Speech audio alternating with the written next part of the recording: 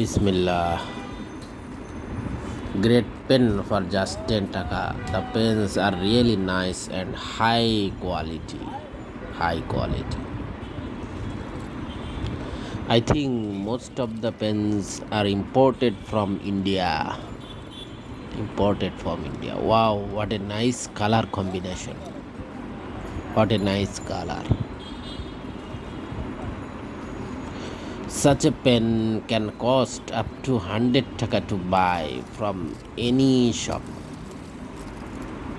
Wow. Corporate looks. It's like corporate looks. Great color.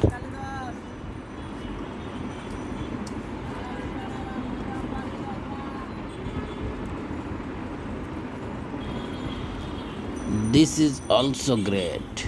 Also great.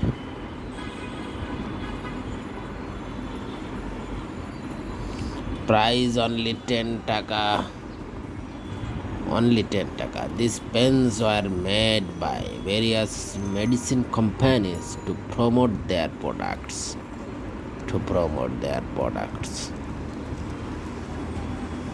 Wow.